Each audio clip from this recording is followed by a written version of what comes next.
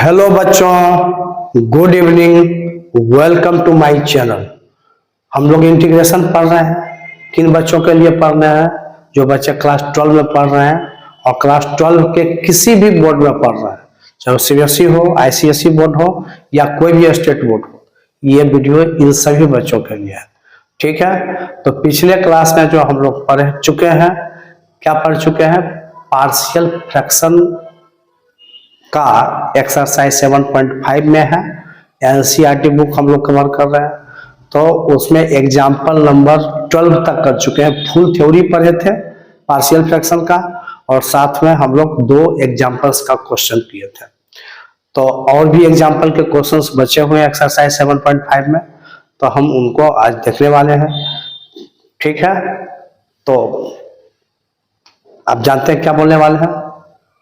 जिन बच्चों को मेरा वीडियो पसंद आता है वो चैनल को सब्सक्राइब, लाइक और अपने दोस्तों में वीडियो को अधिक से अधिक क्या करेंगे? शेयर करेंगे।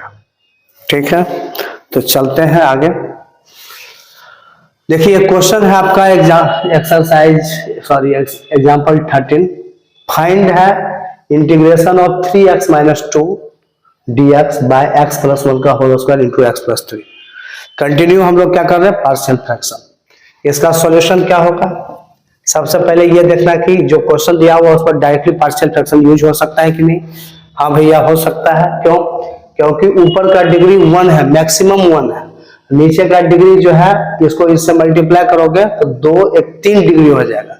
मतलब आप पढ़े थे कि न्यूमरेटर का डिग्री अगर डिनोमिनेटर से छोटा होगा, मतलब प्रॉपर फ्रैक्शन में अगर है, प्रॉपर रैशनल फंक्शन के फॉर्म में है, तो डायरेक्टली हम लोग पार्शियल फ्रैक्शन का यूज कर सकते हैं। लिखेंगे यूजिंग पार्शियल फ्रैक्शन।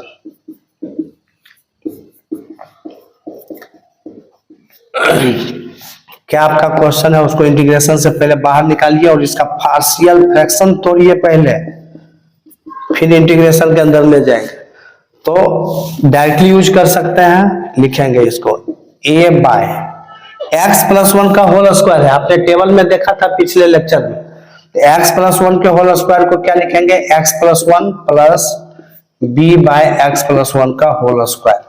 इन चीजों को हमको ये लिखना हो। फिर एक लीनियर फैक्टर बगल में है, तो plus c by x + 3। Partial fraction क्या करता है कि जो डिनोमिनेटर में प्रोडक्ट के फॉर्म में है, उसको देखो किस फॉर्म में तुम लिख सकते हो। बीच में प्लस या माइनस का साइन आ सकता है, तो इस तरीके से हम लोग ब्रेक करते हैं। ठीक है, सारा आइडिया पिछले क्लास में दे चुके हैं। अब यहाँ पर मेरा मेन एम होगा ABC का वैल्यू निकालना। मतलब इन चीजों को पूरा को आप इस फॉर्म में कन्वर्ट कर रहे हो और फिर इसका इंटीग्रेशन निकलेगा। ठीक है, चलिए तो एलसीएम लीजिए। इसका एलसीएम लेंगे। क्या होगा एलसीएम? x + 1 का whole square into x + 3। LCM में ये तो इसके अंदर ही है ना, तो ये दोनों का एलसीएम तय हो जाएगा और इंटू x + 3 लिखेंगे। अब देखो x + 1 से x + 1 कटेगा, तो ये x + 1 यहाँ बचा, तो a के साथ मल्टीप्लाई होगा x + 1 into x + 3 plus b into, ये दोनों कट गया तो क्या बचा? b into x + 3 plus c into x + 3 cut गया तो x + 1 का होल स्क्वायर। अरे भैया, इंटीग्रेशन से ज्यादा आपको पार्शियल फ्रैक्शन में यहाँ पर काम करना है। इससे क्या हुआ? ये और ये कैंसिल हो गया, नीचे से नीचे कट कर दिया। क्या बचा हमारे पास? 3x - 2 = a into x + 1 into x + 3 plus b into x + 3 into c into x + 1 का होल स्क्वायर। अब ABC का वैल्यू हम लोग को निकालना है। तो पहला तरीका अपनाएंगे कि शॉर्टकट में आप ABC कैसे निकाल सकते हो। जब नहीं निकलेगा तो फिर साथ में लॉन्ग कट भी हमको लगाना पड़ेगा। देखो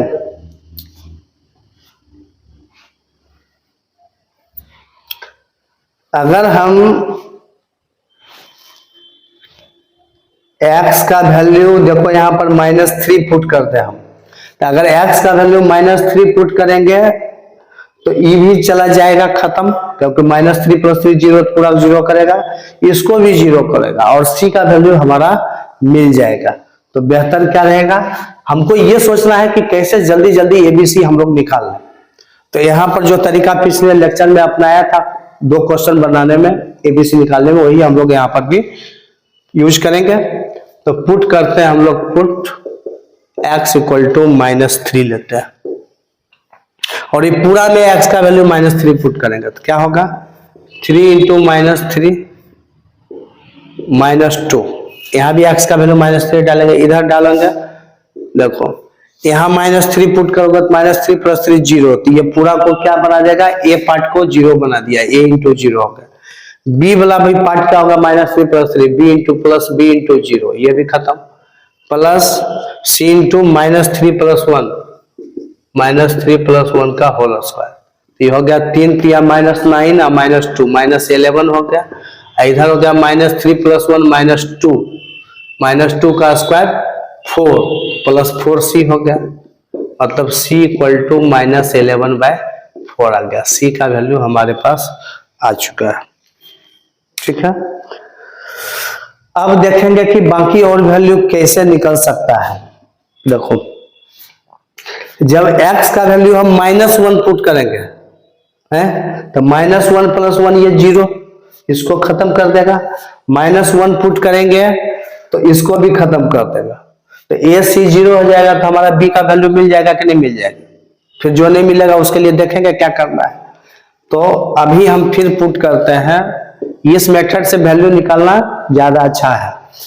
तो x का वैल्यू हम लोग पुट करते हैं -1, तो -1 जैसे ही पुट करेंगे तो ये क्या हो जाएगा, 3 × -1 -2 = ये पार्ट 0, -1 पुट करेंगे तो ये 0, तो सबको 0, इसको भी 0 बना दिया, खाली क्या बचा, b वाला पार्ट, -1 + 3, कितना हो गया, -3 -2 -5 = हो गया, ये 3 में 1 घटेगा 2 + 2b, मतलब b का वैल्यू मिल गया हमको -5/2।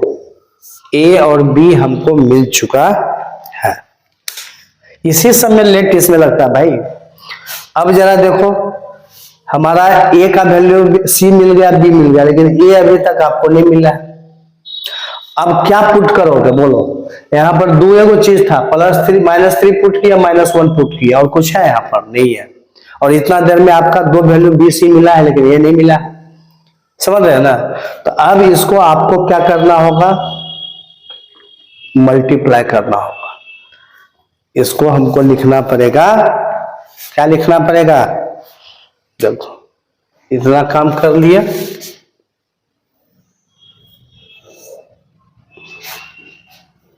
चलिए 3x - 2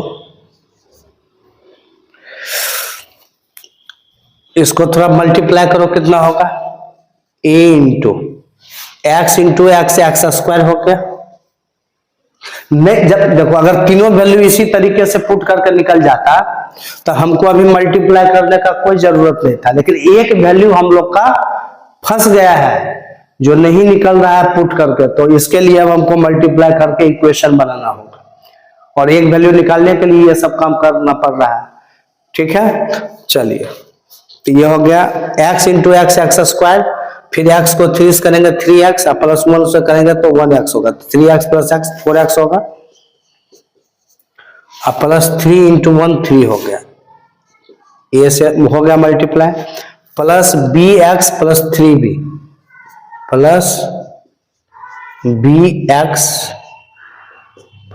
3b, ये हो गया plus c × x² + 2x + 1, a + b का होल स्क्वायर तोड़ देंगे, a² + 2ab + b²। अब हमको यहां से क्या इक्वेशन बनेगा हम लोग ये देखेंगे। देखो क्या इक्वेशन बन रहा है,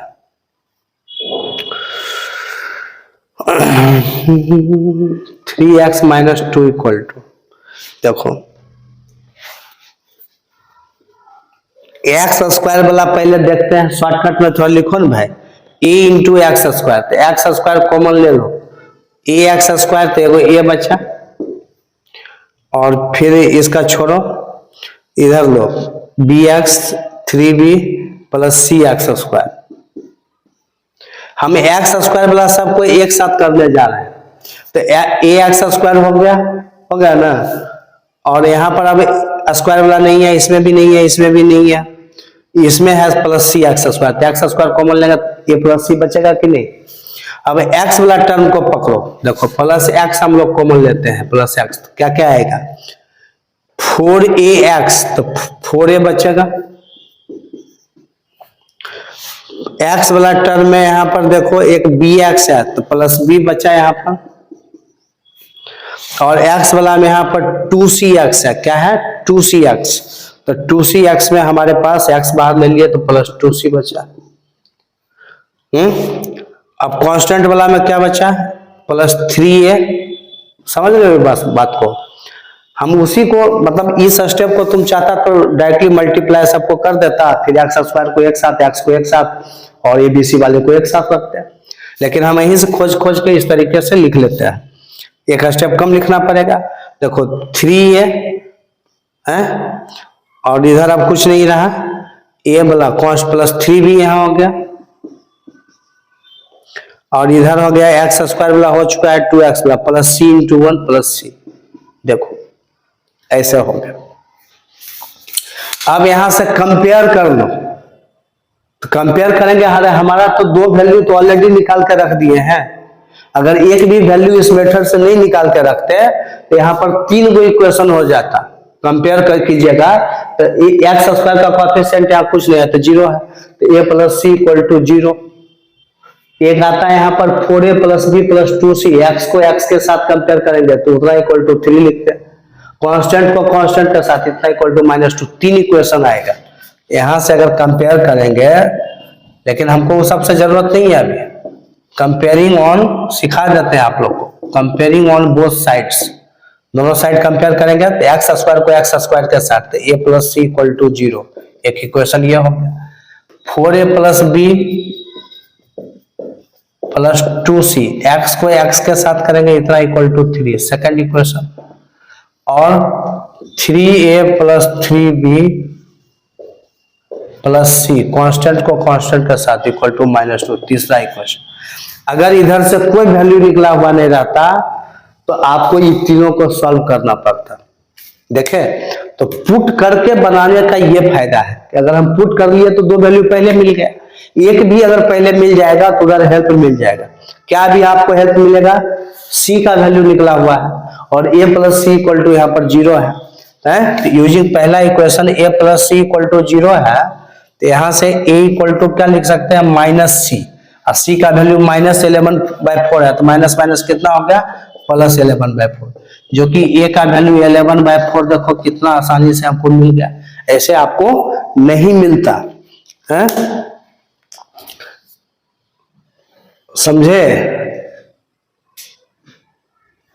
तो पार्शियल फ्रैक्शन में यही काम सबसे इंपॉर्टेंट काम है, आप इसको नोट कर लीजिए। बोर्ड पूरा भर चुका है, इसको खाली करेंगे अभी। ए बी सी का वैल्यू मिल चुका है, तब क्या करना है, सिर्फ इंटीग्रेशन ही तो करना है। आप इसको नोट कर लीजिए, ए बी सी हमको मिल चुका है, नोट करो।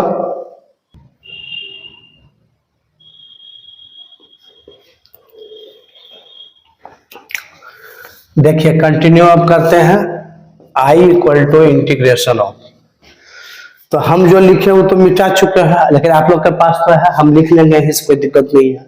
हम लिखे थे इसको a/x + 1, और a का वैल्यू हमारे पास कितना मिला भैया, बोलिए ना, a का वैल्यू मिला हमको 11/4, हो जाएगा 11/4, a का वैल्यू 11/4, अब x + 1 प्लस b का वैल्यू हमको मिला था -5/2, तो -5/2/x + 1 का होल स्क्वायर, प्लस c का वैल्यू हमको क्या मिला है -11/4 अब x + 3। पार्शियल फ्रैक्शन में तोड़े थे ना जी इस फॉर्म में, तो तुम a b c का जो वैल्यू है पुट करोगे और इस चीजों के जगह पर ये पूरा चेंज होकर ऐसे लिखा गया, यहाँ पर dx लिखिए, इतना इक्वल टू अब अलग अलग कर दो, 11/4 बाहर निकालिए सीधा, और ये अंदर हो गया dx/x + 1, -5/2 को बाहर निकालो, ये हो गया dx/x + 1 का होल स्क्वायर, और ये -11/4 को बाहर निकालो, ये dx/x + 3 हो गया। तो दूगो का काम तो फटाफट होगा।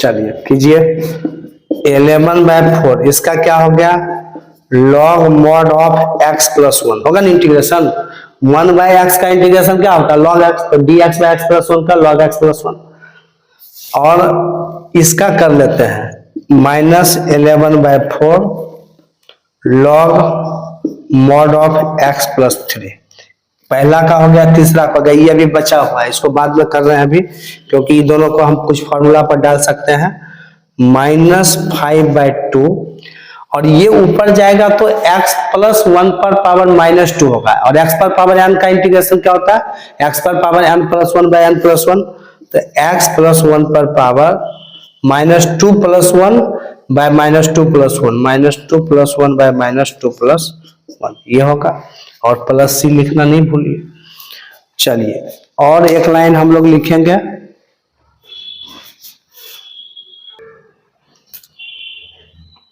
इसको आप क्या लिख पाएंगे, देखिए ये दोनों में 11/4 है, तो 11/4 कॉमन ले लेंगे, क्या हो जाएगा,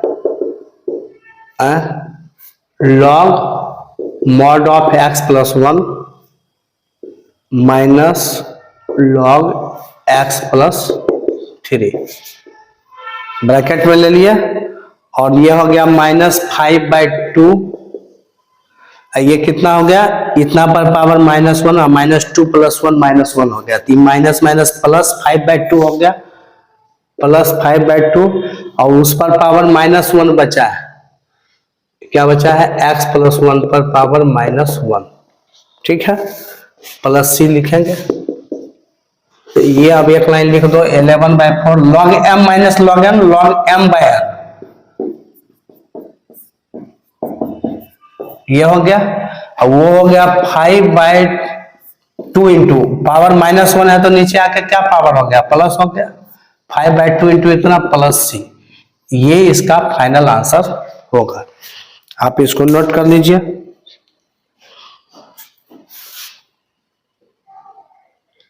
हो गया। नेक्स्ट क्वेश्चन आपके स्क्रीन पर है, एग्जाम्पल नंबर 14। क्या है question, find integration of x² dx/x² + 1 into x² + 4। ये सब क्वेश्चन जेईई मेन में पूछता है, ज्वाइंट एंट्रेंस एग्जामिनेशन में, आईआईटी में पूछता है, किसी भी इंजीनियरिंग में पूछ सकता है, बोर्ड में पूछ सकता है। क्वेश्चन तो एनसीईआरटी का ही है, बहुत अच्छा क्वेश्चन है। x² x² + 1 into x² + 4। Practice नहीं रहेगा क्वेश्चन ये बनेगा, लेकिन है बिल्कुल ये आसान क्वेश्चन।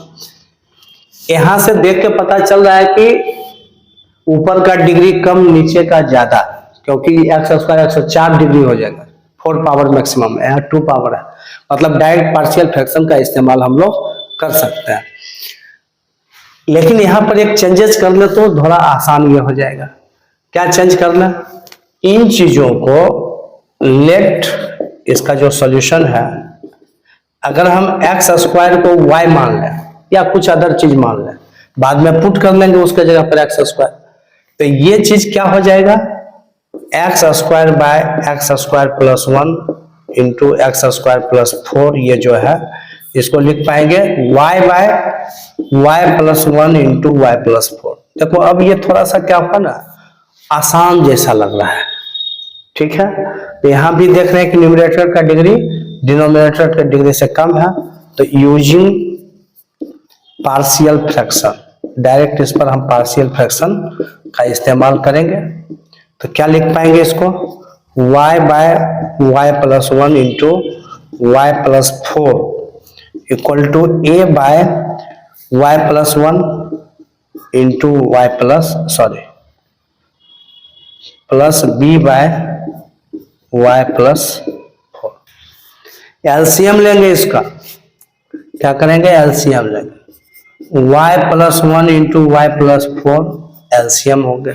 दिख रहा है कि नहीं नीचे भैया? हाँ दिख तो रहा है।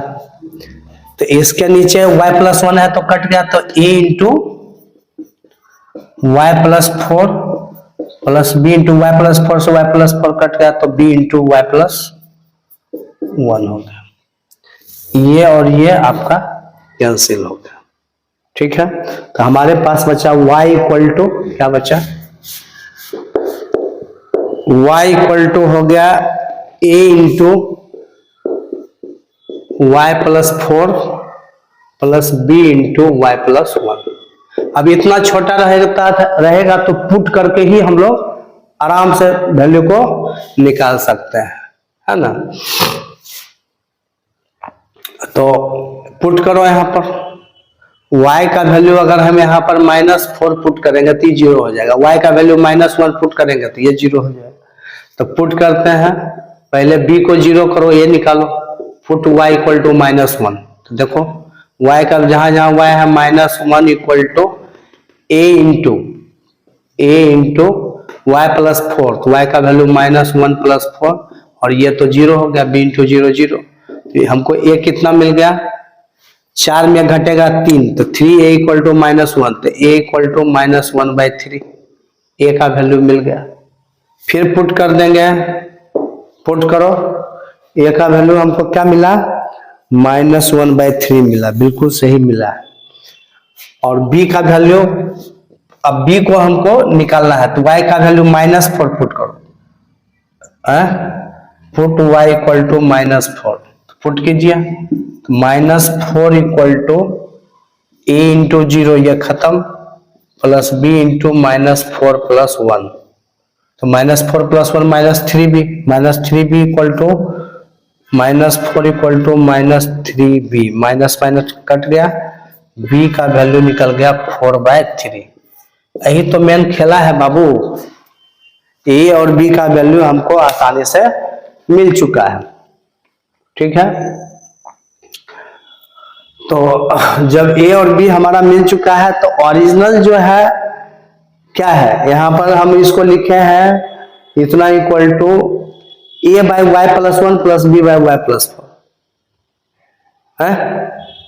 तो ये जो हमारा है a का वैल्यू कितना मिल गया, y का जगह हम क्या पुट कर सकते हैं, x², y को मेरा ओरिजिनल चीज तो x² है भाई, तो ये क्या हो जाएगा बोलो,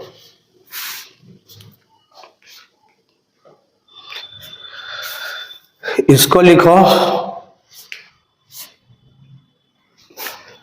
i equal to integration of, जैसे a बाय वाई प्लस 1 है, तो a बाय वाई प्लस 1, तो a निकाले हो -1/3, -1/3 बाय वाई प्लस 1, तो y प्लस 1 की जगह x² प्लस 1 dx करेंगे, y की जगह x² पुट कर सकते हो ना, हम a और b का वैल्यू निकाल चुके हैं, हम y को हटा देते हैं, ये हो गया अलग अलग इंटीग्रेशन में डायरेक्ट कर दें, प्लस और b का वैल्यू हमारे पास आया 4/3, तो 4/3 बाय वाई प्लस 4, तो x² प्लस 4 dx, ये काम करेंगे। अब यहां पर सॉल्व कर लेते हैं, सॉल्व करो, -1/3 बाहर निकालिए, i इक्वल टू, और बचा 1/1 प्लस x² dx, और प्लस 4/3 को बाहर निकालो, ये हो गया 1/x² प्लस 4, तो 4 को हम 2 का स्क्वायर लिख सकते हैं, dx लिखना नहीं भूलेंगे। चलिए बनाइए इसको, सॉल्व करो।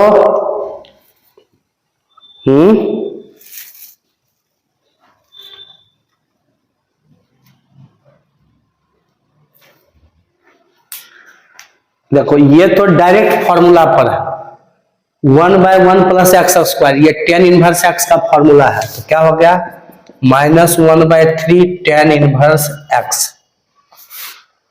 और ये जो है सम स्पेशल इंटीग्रेशन में पढ़े हैं dx by X square plus A square, ये भी फॉर्मूला है 1 by A tan inverse X by A, तो ये हो गया प्लस 4/3 लिखेंगे इंटू 1 बाय ए, एक जगह पर 2 है, टेन इनवर्स एक्स के जगह एक्स ही है bye A, x by 2 plus सी।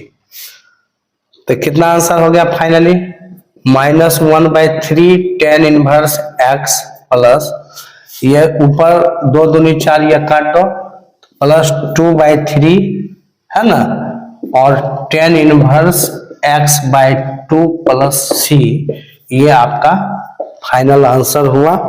ठीक है, नोट कर लीजिए -1/3 tan inverse X plus 2/3 tan inverse X by 2 plus C. Note कीजिए, इसको कर लिए, चलिए नोट करो अच्छा से, हो गया। चलो, तो इस लेक्चर में लगभग आपका 30 मिनट्स का वीडियो है, आधे घंटे का है, और लंबे लंबे क्वेश्चंस हैं, तो आप लोग का दिमाग हिल जाएगा अगर हम बड़े बड़े लेक्चर बना के देंगे आपको। तो इसलिए हम लोग छोटे छोटे लेक्चर कर रहे हैं, मतलब मैं कर रहा हूं। तो 2 क्वेश्चंस का सिर्फ ये वीडियो है। क्वेश्चन नंबर कौन कौन सा है, एग्जाम्पल का 13 और 14। अब सिर्फ 2 एग्जाम्पल्स के क्वेश्चन इसमें बच गए हैं, 15 और 16 उसको करेंगे और फिर एक्सरसाइज में इन कर जाएंगे, क्योंकि मुझे तो एक एक क्वेश्चन का जवाब देना है आपको, है ना। तो चलिए, ये दोनों बहुत ही इंपॉर्टेंट क्वेश्चन है बोर्ड एग्जाम के लिए, इसको जरूर देखिएगा। और बोर्ड एग्जामिनेशन के साथ ये इंजीनियरिंग में, एनडीए में भी क्वेश्चन पूछा जा सकता है, पार्शियल फ्रैक्शन से पूछा जाता है। ठीक है, तो आप इसको अच्छे से करेंगे, देखेंगे। ठीक है, चलिए, तो अगर मेरा वीडियो आपको पसंद आता है तो आप चैनल को सब्सक्राइब, लाइक और अधिक से अधिक वीडियो को अपने दोस्तों में शेयर कीजिए। ठीक है, okay, good night, I will see you in next class.